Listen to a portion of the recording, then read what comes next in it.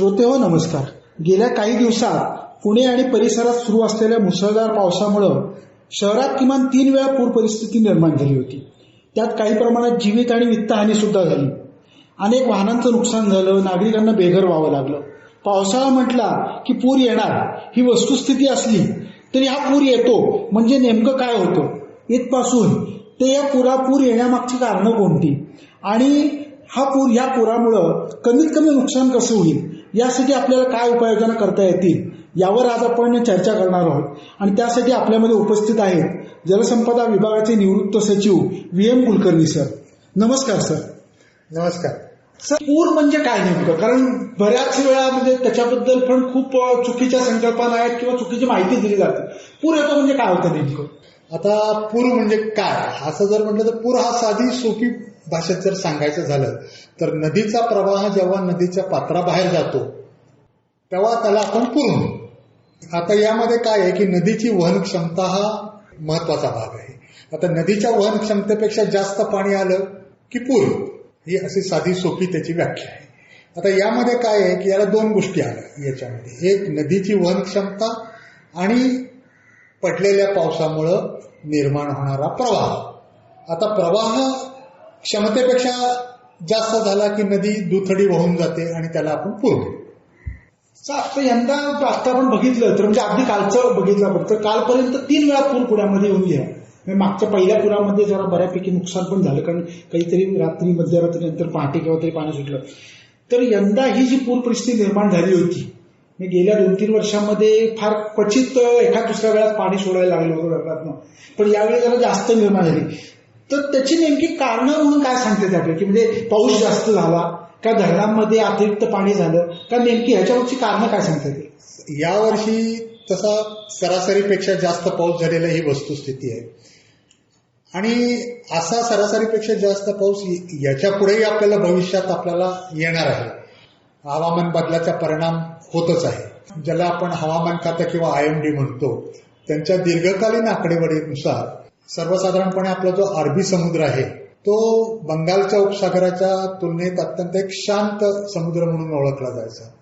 परंतु या वस्तुस्थितीमध्ये सन 2000 पासून मोठ्या प्रमाणावर बदल झालेला आहे आणि आपल्या अरबी समुद्रावर सुद्धा ज्याला आपण चक्रीवादळं किंवा सायक्लॉन म्हणतो अशा किंवा कमी दाबाचे पट्टे म्हणतो की ज्याच्यामुळे पाऊस होतो, अशा घटनेमध्ये जवळजवळ 57% वाढ झाली. हा एक महत्वाचा भाग आहे आणि त्याच्यामुळं असा कमी वेळेत जास्त पाऊस पडतोय आपल्याला आणि त्याच्यामुळं हा पूर परिस्थिती निर्माण होती. दुसरं एक हवामान बदलाचं कारण असं आहे की जसं जसं आपलं तापमान वाढतं तसं तसं काय होतं की ढगाची बाष्प सामावून घेण्याची क्षमता वाढते. अगदी थोडक्यात बोलायचं झालं तर साधारण 1 डिग्री सेंटीग्रेडने जर तापमान वाढलं तर ढगामध्ये 4 ते 5% जादा बाष्प सामावला जातं आणि अशा जादा बाष्प सामावलेल्या ढगापासून जेव्हा पाऊस होतो तेव्हा पाऊस हा एकदम पडतो. त्याच्यातून ती थोडक्या जागेवर अतिवृष्टी होती. आता ही अतिवृष्टी होती ती 2 भागात होती. एक धरणाच्या पाणलोट क्षेत्रातही होऊ शकते, त्यावेळेला ते होणारं पाणी आहे ते धरणामध्ये थोडं काही प्रमाणात अडवलं जातं. परंतु अशी जी आपण त्याला ढगफुटी सदृश्य परिस्थितीने धरणाच्या खालील भागात जेव्हा होते शहराच्या भागात त्यावेळेला त्याच्यावर कोणाचंच नियंत्रण नसतं. ते सगळं पाणी नदीत असं येतं आणि पूरसदृश्य परिस्थिती निर्माण होती. तर आता यावर्षी काय झालेलं आहे की ह्या 2-3 गोष्टींचा एक एकत्रित परिणाम म्हणून आपल्याला वारंवारता ही पुराची वाढताना आपल्याला दिसती. एक म्हणजे हवामानातले बदल म्हणजे त्याच्याबरोबर आहेच याच्यामध्ये आणि यावर्षीचा पाऊसच जो आहे तो सरासरीपेक्षा जास्त आहे.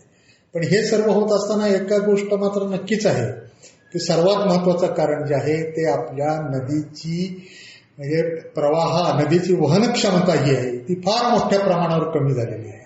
की गेल्या साधारण 30 वर्षाचा जर आपला आकडेवारी विचारात घेतली तर या 30 वर्षामध्ये आपली नदीची वहन क्षमता 50% कमी झालेली आहे. साधारण 90-91 साली आपण साधारणतः 1 लाख क्युसेकनं पाणी धरणातनं जरी सोडलं असताना जेवढा भाग घोडत होता तेवढा भाग आज 40-45 हजार पाणी सोडलेलं क्युसेक पाणी सोडलेलं असताना बुडतो. याचा सरळ अर्थ असा आहे की आपली नदीची वहन क्षमता 50% कमी झालेली आहे. आणि ही खरी वस्तुस्थिती असताना आपण याचा गांभीर्याने विचार न करता बाकीच्या गोष्टींवर आपण आपली चर्चा करतो आणि मूळ मुद्द्याला बगल देत आपण पुढे चाललेलो आहोत. तर ही जी चूक आहे आपली, ही चूक आपण लवकरात लवकर दुरुस्त जर केली नाही तर भविष्यात असेच वारंवार त्याने आपल्याला पुराला तोंड द्यावं लागेल. वहन क्षमतेबद्दल आपण बोलतो, पण त्याच वेळी वहन क्षमतेकडे लक्ष देण्याची जबाबदारी स्थानिक प्रशासनाची म्हणजे महापालिकेची आहे. जलसंपदा विभाग किंवा धरणात साठणारं पाणी हे या पुराला कितपत जबाबदार असतं? आता हा तर नेहमीचाच प्रश्न आहे. मी तुम्हाला तेच सांगतोय की मूळ मुद्द्याला बगल देण्याचा हा भाग आहे. तर आता आपण घटकाभर असं तुम्ही विचारात घ्या की आपली खडकवासला, पानशेत, वरसगाव ही धरणच आपण बांधली नाहीत, अस्तित्वात नाही. आणि आता 24 जुलैला जी आपल्या अतिवृष्टी झाली तशी अतिवृष्टी जर त्या धरणाच्या पाणलोट क्षेत्रात झाली असती तर जेवढं पाणी पुण्यामध्ये आलं असतं तेवढंच पाणी धरणातनं सोडलेलं पाणी आहे, त्यापेक्षा जास्त नाहीये. त्यामुळे धरणाला दोषी धरणं हे पूर्णतः चुकीचं आहे. आणि धरण परिचलन जे केलं जातं ते कसं केलं जातं की धरण परिचलनामध्ये धरणामधनं सोडलेलं पाणी जास्तीत जास्त हे येणाऱ्या पाण्या एवढंच असतं, त्याच्यापेक्षा जास्त कधी नसतं. म्हणजे समजा 30,000 क्युसेकचं एवढं पाणी धरणात येत असेल तर जास्तीत जास्त 30,000 क्युसेक्सच पाणी सोडलं जातं. धरणात जर क्षमता असेल तर त्यातले एक 5-10 हजार क्युसेक्स पाणी सामावून घेऊन कमी विसर्ग सोडला जातो. पण येणाऱ्या विसर्गापेक्षा जास्त विसर्ग कधीही धरणातनं सोडला जात नाही. त्यामुळे धरणामुळं पूर येतो हे दादांत चुकीचं आहे आणि एक आपल्या मूळ मुद्द्याला बगल देणारी ही चर्चा आहे. तर ती कुठंतरी आपण थांबवलीच पाहिजे. धरणांची पाणी ग्रहण करण्याची क्षमता जी आहे म्हणजे साठवून ठेवण्याची, ती साधारण आता आपल्याकडे पुण्यासाठी जी धरणं आहेत, 4 धरणं म्हणून त्यांची साधारण 28 ते 30 TMC पर्यंत साधारण क्षमता आहे अशी माहिती आहे. तर नेमकी ती क्षमता काय आणि ती काय गेल्या काही वर्षांमध्ये कमी झाली आहे का की ज्याच्यामध्ये वाळू साठली त्यामुळे झालं किंवा त्यामुळे आपल्याला पाणी सोडून द्यावं लागतंय? नाही, अशी वस्तुस्थिती म्हणजे फारशी नाही. म्हणजे आता कसं आहे की याच्यामध्ये आमच्याकडं मेरी नावाची एक नाशिकला संस्था आहे. तर ती संस्था दर 5 वर्षाने धरणात साठणाऱ्या गाळाचं सर्वेक्षण करत असते अशी. आणि तो जो गाळा जो आहे तो एक 4-5% कुठं जास्त नसतो. आणि बऱ्याच वेळेला काय होतं की धरणातला गाळ सुद्धा पुराच्या पाण्याबरोबर वाहून जात असतो असं. तर त्यामुळं काय अशी गंभीर परिस्थिती निर्माण होते अशातला भाग नाही. आणि गाळ हा मूलतः काय होतो, आपण जे पाणी सोडून देतो ते खूप वरच्या पातळीनं सोडून देतो आणि धरणासाठी गाळासाठी असा विशिष्ट प्रकारची जागा धरण बांधताना आपण सोडलेलीच असते. त्यामुळे तो काय फार महत्वाचा मुद्दा नाही याच्यामध्ये येणारा. पण आता धरणात जे पाणी साठते ते पुरेसं आहे ना, त्या धरणासाठी काही वेगळी व्यवस्था आपल्याला केली पाहिजे असं काही गरज नाहीये. कारण अनेक संघटना ह्याच्याबद्दल दावा करत असतात की आम्ही एवढा गाळ काढतोय, दरवर्षी आम्ही असं काही करतो, त्यामुळे आणि हे काम खरं तर जलसंपदा विभागाचं आहे, ते काही करत नाहीत म्हणून आम्हाला हे सगळं करायला लागतं. आता गाळ काढणे आणि शासनाने सुद्धा काय आहे की यापूर्वी म्हणजे धरण गाळमुक्त धरण आणि गाळयुक्त शेती असे एक योजना सुरू केली होती. त्याच्यातून काढतात बऱ्याच ठिकाणी. काही आपल्या स्वयंसेवी संघटना आहेत त्या सुद्धा गाळ काढतात आणि गाळ काढणं हे कधी चांगलंच आहे.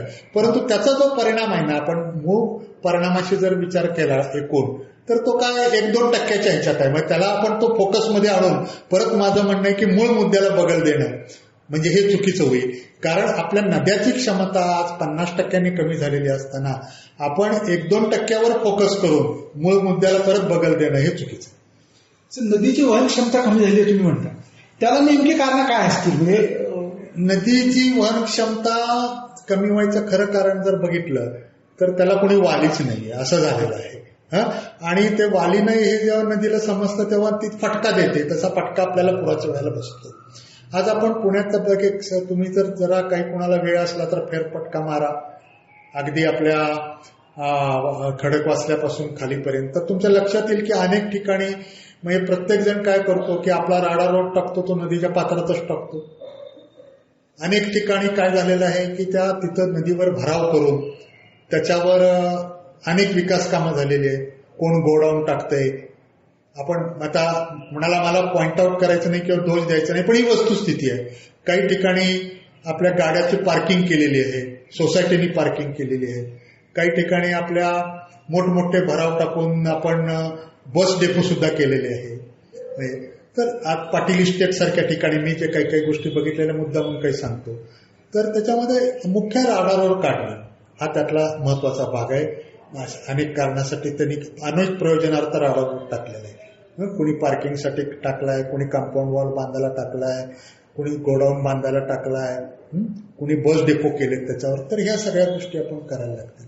आणि मी तर असं त्याला एक माझं मत आता बनलेलं आहे की याबाबत म्हणजे काही नियम आहेत आणि नियम पालन करण्याची जबाबदारी आणि त्याला शासन प्रतिबंध करण्याची जबाबदारी आहे कॉर्पोरेशनची, महापालिकेची. परंतु आता ह्या 30 वर्षात काही आपण नियमाला काय कोणी फारसं भीत नाहीये. त्याच्यामुळे याबाबत एक कडक कायदा करणं फार गरजेचं आहे. आणि असे जो कोण नदीवर अतिक्रमण करेल त्याच्यावर शासन करण्याचा कायदा होणं आवश्यक आहे आणि त्या पॉवर्स महापालिकेच्या अधिकाऱ्यांना देणं आवश्यक आहे. तरच यात काही थोडंसं यामध्ये बदल होऊ शकतो. आतापर्यंत चर्चा यानंतर काही गोष्टी अशा आहेत म्हणजे की आपण आता दरवर्षी म्हणजे अनेक पूल बांधत आलो नदींवर. आता महापालिकेनेच हे आता नवीन जे रिव्हरफ्रंटचा प्रकल्प केलाय त्यावेळी अभ्यास केला. त्यांच्या अहवालात एक असं नमूद केलेलं आहे की आपला एक उदाहरणार्थ सांगतो, होळकर ब्रिज आहे आपला. तर होळकर ब्रिजचा आज मुळं पाण्याचा जो तुंबा येतो तो साधारणतः 80 सेंटीमीटरचा येतो. तर असे काही जलशास्त्रीय दृष्ट्या चुकीची काही आपल्याकडचे पूल आहेत. ते पूल आपण त्याची पुनर्स्थापना आपल्याला करावी लागेल. तर त्याच्यामुळे बराचसा फरक पडतो. त्याच्यानंतर आता उदाहरणादाखल द्यायचं जर झालं तर आपल्याकडं म्हणजे काही ठिकाणी काय की जुने आपले कॉजवेज आहेत, ते जुने कॉजवेज आपण तसेच ठेवले, त्याच्या जागी नवीन पूल आले तरी तसेच ठेवलेले आहेत. आपण उदाहरणार्थ डांगळे पूल आहे, डांगळे पुलाच्या खालचा जो त्याच्या खालीच कॉजवे आहे, अगदी जवळजवळ त्याचे खांब आहेत आणि त्याच्यामुळे मोठ्या प्रमाणावर पाण्याला अडथळा होतो. त्याचा आता सध्या काही उपयोग नाहीये. वरती पूल झालेला आहे मात्र हा कायम ठेवलेला आहे. तो दूर करण्याचा कोणी त्याच्यात म्हणजे विचारात घेतलेलं नाहीये. तर अशा अनावश्यक म्हणजे बांधकामामुळे आणि सुद्धा त्याच्यामध्ये वहन क्षमता आपली कमी झालेली आहे. त्यामुळे मी असं याच्याबद्दल सुचवू इच्छितो की या आपली जी अशास्त्रीय दृष्ट्या बांधलेली बांधकाम आहेत याचं हे सगळ्याचं एकदा ऑडिट होणं आवश्यक आहे. आणि ज्याच्यामुळे पाण्याचा तुंबा वाढतो तर अशी बांधकामं दूर करून त्याच्या जागी नवीन बांधकाम करणं सुद्धा गरजेचं आहे. बहुचर्चित प्रश्न असा आहे की पुण्यात नदी सुधार योजना म्हणून त्या नावाखाली जो प्रकल्प राबवला होतोय, अनेकांनी यंदाच्या पुराला जबाबदार धरताना हे प्रमुख कारण आहे असं म्हटलेलं आहे. आणि अर्थातच महापालिका प्रशासनाकडून मात्र किंवा कोणी अधिकारी याच्याकडनं त्याचं खंडन करण्यात आलेलं आहे की बाबा या कामाचा आणि यंदा आलेल्या पुराचा काही संबंध नाही. तर एक तज्ज्ञ म्हणून आपल्याला काय वाटतं की ह्या कामाचा संबंध आहे? आता नदी सुधारणा प्रकल्पाचा प्रकल्प अहवाल मी पूर्ण अभ्यास केलेला आहे त्याच्यावर आणि मला जे काय वाटतं त्यातल्या त्रुटी मी महापालिकेला कळवलेल्या पाहिजे. पण सर्वसाधारणपणे त्या प्रकल्पामध्ये फार काही चुकीचं नाहीये. म्हणजे या प्रकल्पामध्ये काय आहे की प्रकल्प अहवालामध्ये त्यांनी आपला लाल पूल रेषे एवढा विसर्ग जाणे एवढी नदीची क्षमता वाढवण्याचा प्रस्तावित केलेला आहे. म्हणजे साधारणतः 1,00,000 क्युसेक्स एवढी वहन क्षमता वाढवण्याचं त्यांनी म्हणजे प्रस्तावित केलेलं आहे. म्हणजे आता आपण जर बघितलं तर आपली 30-40 हाताच्या पुढं म्हणजे आताची क्षमता नाहीये. आपण आतापर्यंत हीच चर्चा करत आलो की ती नदीची वहन क्षमता पुनर्स्थापित करणं आवश्यक आहे. तर या प्रकल्पामध्ये नदीची पूर्णतः वहन क्षमता म्हणजे पुनर्स्थापित होणार आहे.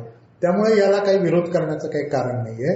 आज तुम्ही जी माहिती दिली त्याच्यावरून आमच्या श्रोत्यांना हे नक्की कळलेलं आहे की बाबा हे सगळी परिस्थिती निर्माण व्हायला जबाबदार कोण आहे आणि त्याच्यातून पुण्यातल्या पुराचा हा प्रश्न जो आहे तो कायमस्वरूपी निकालात निघेल अशी आशा आपण करूया. सगळे या चर्चेत सहभागी झालात त्याबद्दल धन्यवाद. धन्यवाद.